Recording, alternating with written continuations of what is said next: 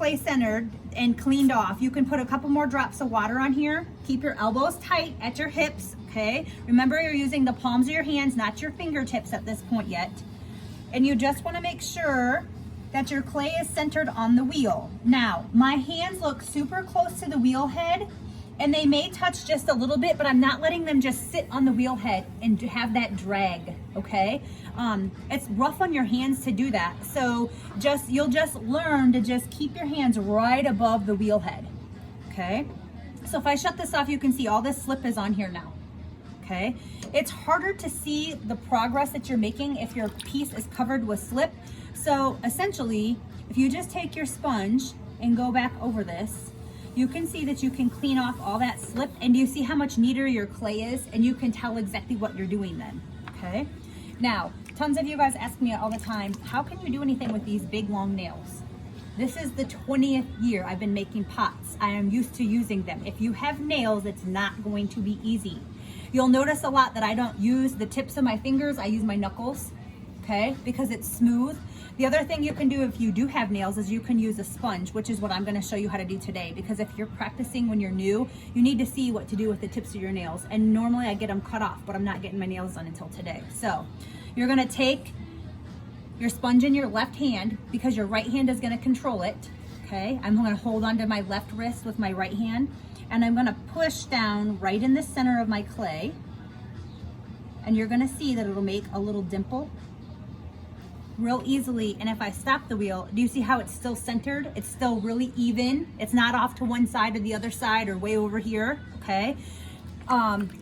The other thing you can do is that's one way you can open, when you hold your left wrist with your right hand and you press down right in the center. My elbows are still locked here at my hips, okay?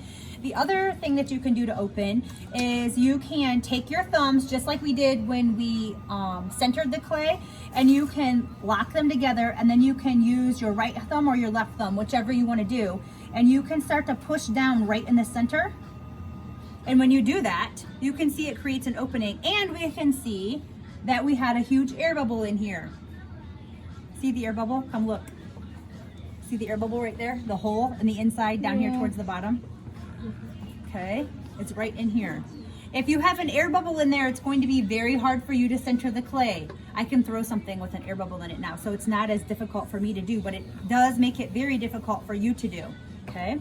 So once you have your opening, the next thing we need to do is we need to get it straight across or flat across the bottom. We don't want to have a spot right in the middle where it's deeper than anywhere else, okay? We want to make the bottom flat. So we're gonna take our finger and we're gonna put it down into the bottom of the hole, and we're gonna pull it towards us so we can make this opening bigger, okay? Now this is where I'm gonna use a sponge against my finger again so that it makes a flat opening and doesn't leave a hole down in the bottom. Okay, so I'm gonna take the sponge and I'm gonna push down in, and there's that hole. Do you see how it's making my finger wobble back and forth? That's that air bubble that's stuck in there. Do you see my hand wobbling? Can you see it? If there's not an air bubble, it won't do that. And at this point, you can already see it's getting uneven a little bit. Over here is a little taller than over here because there's an air bubble right here, okay? I'm not gonna keep this anyways, and I'll be able to open it enough that you guys can tell what it should look like. So I'm gonna take the sponge again. My elbows are still locked on my hips, okay? I'm gonna speed up the wheel head a little bit, push the sponge down to the bottom as far as I want it. Then I'm gonna start to pull my right hand, see I'm holding it with my left hand, towards my body, okay? So I just put the sponge in there. I'm slowing down a little bit so you can see. If you can't see, you can come closer and look. But you can see, do you see how the hole is opening farther? Do you see how it looks wobbly because it's not centered? Oh, I popped the air bubble. I felt it. But do you see how in the bottom of this, I'm trying to keep the bottom level? Okay, so there's a little dimple right here where it's a little bit deeper than everywhere else. We don't want to have that eventually. We want to have it straight across the bottom. And now you can see the air bubble was right here, okay? See this thing that gets stretched around as compared to how smooth the rest of it is. So once you have the bottom starting to be smooth across, you can take a rib, and I like to use the flexible blue ones, but you can use the regular metal rib if you want to, and just put it down in against the bottom. And then carefully, don't push in deep, just pull the rib out towards the edge. You can hear that bubble snap in the air pocket. Because it's gonna help get the bottom more level. It would be really level if there wasn't an air pocket in here. See the air pocket right here now? Right here, it looks like a little pimple. See it? Okay.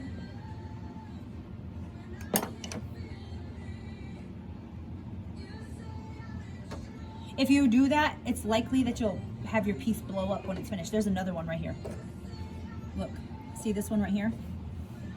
It's like a little tiny pimple. I'm gonna outline it so you can see it right there. So if you work on getting the air bubbles out, really wedge your clay before you get started, it's definitely gonna help you. So once you get the bottom open and it's level across the bottom, then I can take this thick piece of clay that's left here still and pull it up taller so I can start to make something. And the easiest thing, or the thing you have to learn to make first, is a cylinder. Because if you can make a cylinder, you can make anything from a cylinder, okay? So a cylinder is like a Campbell soup can, a straight up even piece. One side's not taller than the other, it's not pushed out anyway, it's just straight up and down. So what I'm gonna do now is I'm gonna take my right hand, or my right knuckle, and I'm gonna sit it over here on this edge. Then I'm gonna take my left hand and put it in the bottom of the inside. And if you can see, I'm already changing the outside just a little bit. I'm putting pressure together on these knuckles. You can do this with your fingertips. I can't use my fingertips because of my nails, okay? So you're gonna put pressure together on your hands. And do you see how I changed the outside shape of it and it's starting to get even? Just a second, I'm gonna slow down. See how it doesn't stick out at all anymore? I made it just straight now. You can also see now, see how this is thinner and this is thicker? Because of having them air bubbles in there when we started, okay? So then we need to keep going taller, because how thick do we want our pieces? What's a quarter of an inch, close to a quarter of an inch, okay? So I'm gonna put my elbows back at my hips and keep them anchored there. My left hand back inside and my right hand on the outside. And I'm gonna start to apply pressure together again, and you'll see it's gonna get a little taller this time. I'm going slow, you can't hardly see my hands moving, but when I take my hands off of here, do you see how much taller it got? It's like a quarter to a half an inch taller, and just, that's called one pull, one time up, okay? You don't want your wheel going really quickly, because if you do that and you move just a little bit, you're gonna knock the whole thing off, which I'm gonna show you in a little bit, but I wanna do another pull up so you can see how much taller you can get it. Elbows locked at your hips right here against you. Left hand on the inside, right hand on the outside. You're gonna start to squeeze your fingers together here, okay? I'm gonna push a little bit more from the outside right now. Do you see how I just got this little dent right here? Okay, because I'm pushing that clay in, then I can use that to pull up. So watch it going up.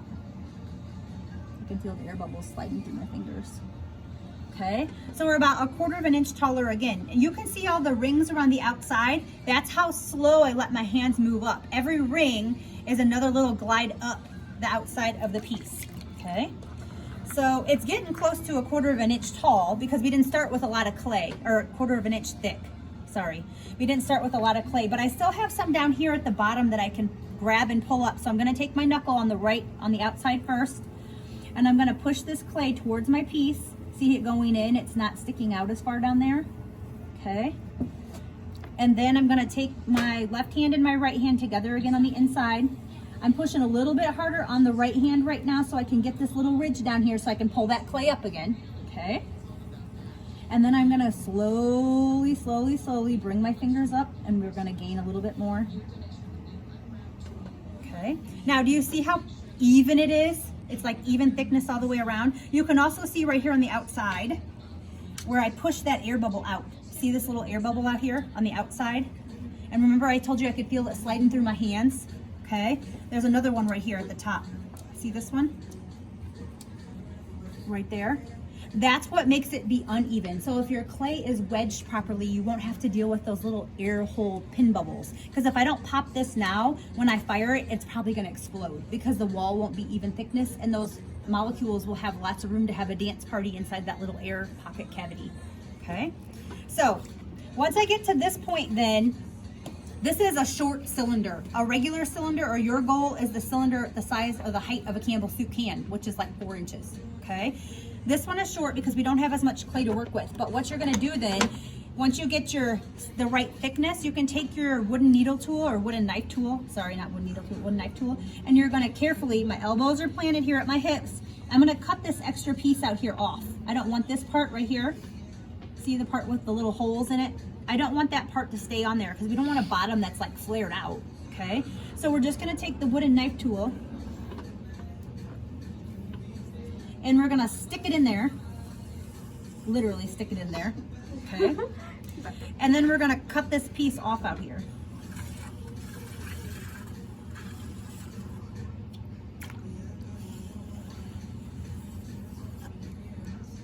So you can see that I changed the outside of it drastically just by cutting that extra stuff off. That also makes the bottom part more even thickness with the rest of it, okay? Now, when I did that, you can see now, when I chop this off, see how this side is taller than this side? Because of those air bubbles, all right? I'm gonna try to put this back on center a little bit.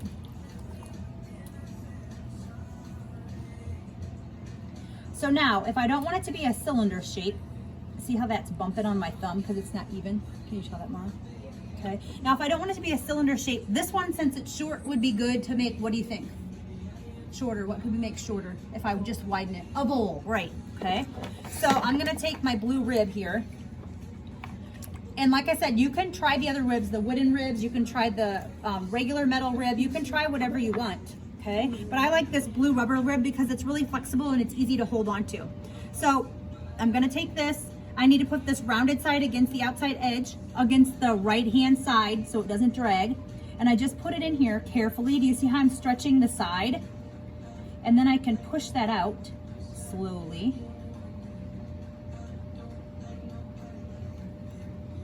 You see how thin it's getting? And when I take my hands off the clay, the wheel is still spinning and I pulled away very slowly. If you just pull your hands off really, really quickly from your piece, it's gonna flop over, okay? Now, this is super, super thin. This is how I like to throw my stuff, but what do you see down here in the bottom now? It looks like there's a zit, like a little hill. We don't wanna leave that in there, okay? So I'm just gonna take my rib and sit it in there and get that off so that it's level. Okay, and then do you see how there's water in the bottom? If I leave the water in the bottom, when the pot dries, it's gonna have an S crack, it's called. It's gonna crack from one side to the other. So we always wanna take the sponge and clean the sponge out at the end and squeeze it so there's no water. And then just take the sponge just like when we started and get all the extra water out of the inside. So I just turn it on slow, go all the way up the top of the bowl, then over the rim, and then down the outside. And do you see how much more smoothed out it made it? And then when I take my hands off of the project, I just took them off very slowly and gently. The wheel is still spinning. Don't shut this off before you take your hands off because you throw it off center then, okay? And then you have your piece. Now, if you throw this out farther, this is so thin, what's gonna happen? You'll just break through it.